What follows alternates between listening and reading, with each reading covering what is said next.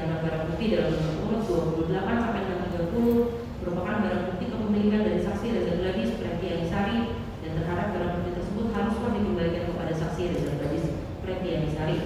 di mana barang bukti tersebut dilakukan penyitaan. Untuk barang bukti nomor 31 dan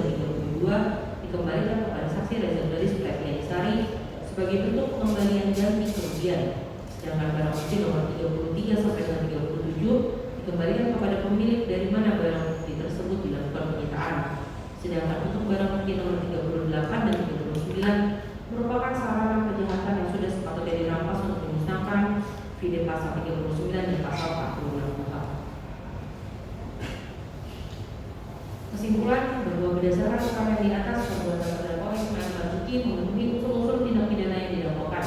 Pada diri dan perbuatan terdakwa Ismail Marzuki tidak ditemukan alasan pembenar ataupun alasan pemaaf yang dapat menghapus sifat melawan hukum serta kesalahan terdakwa sehingga terdakwa dapat dimintai pertanggungjawaban pidana dan jatuhi pidana. Bahwa berdasarkan ketentuan pertama ke-1 pasal 45 ayat 10 huruf A junto pasal 27B ayat 2 Undang-Undang Republik Indonesia nomor 11 tahun 2008 tentang informasi dan transaksi elektronik, sebagaimana yang telah diubah terakhir dengan Undang-Undang Republik Indonesia nomor 1 tahun 2024 tentang perubahan kedua atas Undang-Undang Republik Indonesia nomor 11 tahun 2008 tentang informasi dan transaksi elektronik, junto pasal 55 ayat 1 Kitab Undang-Undang Hukum Pidana, dan kedua pasal 3 Undang-Undang Republik Indonesia nomor 8 tahun 2010 tentang pencegahan dan pemberantasan tindak pidana pencucian uang, junto pasal 55 ayat 1 Kitab Undang-Undang Hukum Pidana, maka terdakwa dapat dijatuhi pidana penjara. Bahwa oleh karena terdakwa dapat dimintai pertanggungjawaban pidana dan dijatuhi pidana, serta terdakwa sebelumnya tidak ada mengajukan permohonan pembebasan dari pembayaran biaya perkara, maka berdasarkan pasal 222 KUHP kepada terdakwa dibebankan pula untuk membayar biaya perkara. Bahwa sebelum kami sampai pada tuntutan pidana atas diri terdakwa, rekan-rekan kami mengemukakan hal-hal kami jadikan pertimbangan dalam mengajukan tuntutan pidana, yaitu keadaan yang memberatkan, perbuatan terdakwa merusak nama baik atau martabat orang lain, perbuatan terdakwa meresahkan masyarakat dalam skala nasional, terdakwa tidak mengakui perbuatannya, terdakwa berbelit-belit di persidangan, keadaan yang meringankan, terdakwa masih muda dan diharapkan masih dapat memperbaiki perilakunya. Tuntutan berdasarkan uraian yang dimaksud kami menuntut umum dalam perkara ini dengan memperhatikan ketentuan undang-undang yang bersangkutan untuk dan atas nama negara, menuntut supaya Majelis Hakim Pengadilan Negeri Jakarta Selatan yang memeriksa dan mengadili perkara ini memutuskan: 1. Menyatakan terdakwa Ismail Marzuki telah terbukti secara sah dan meyakinkan bersalah melakukan tindak pidana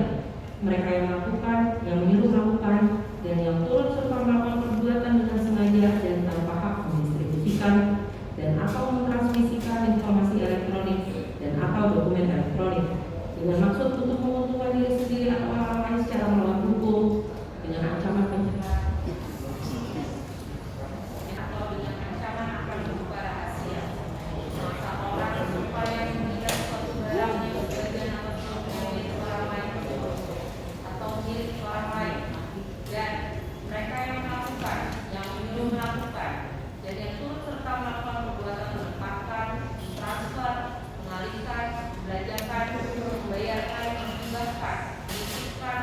membawa keluar negeri, mengunggah bentuk, menukarkan dengan mata uang atau surat berharga atau perdana lain atas harta kekayaan yang diketahuinya atau patut diduganya merupakan hasil tindak pidana sebagaimana dimaksud dalam pasal 2 ayat 1 dengan tujuan menyembunyikan atau menyamarkan asal usul harta kekayaan, melanggar pasal 1 pasal 45 ayat 10 huruf A atau pasal 27 huruf B ayat 2 Undang-Undang Republik Indonesia nomor 11 tahun 2008 tentang informasi dan transaksi elektronik sebagaimana yang telah diubah terakhir dengan Undang-Undang Republik Indonesia nomor 1 tahun 2024 tentang perubahan kedua atas Undang-Undang Republik Indonesia nomor 11 tahun 2008 tentang informasi dan transaksi elektronik, untuk pasal 55 ayat 1 Kitab Undang-Undang Hukum Pidana, dan kedua pasal 3 Undang-Undang Republik Indonesia nomor 8 tahun 2010 tentang pencegahan dan pemberantasan tindak pidana pencucian uang, juga pasal 55 ayat 1 Kitab Undang-Undang Hukum Pidana.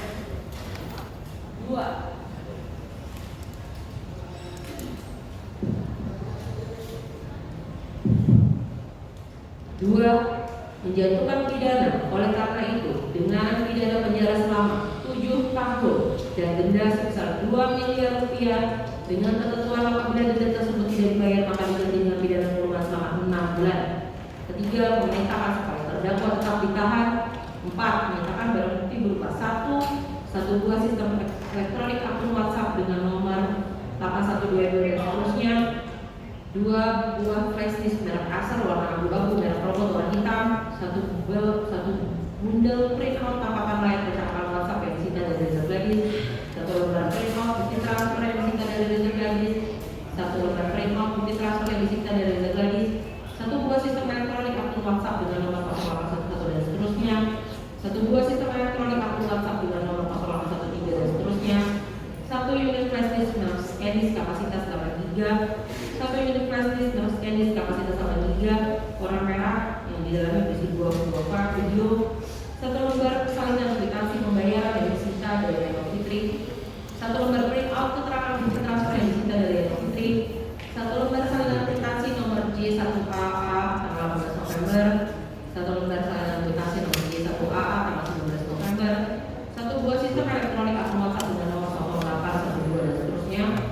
1 buah sistem elektronik WhatsApp dengan nomor 0813 dan seterusnya, 1 buah kartu SIM dengan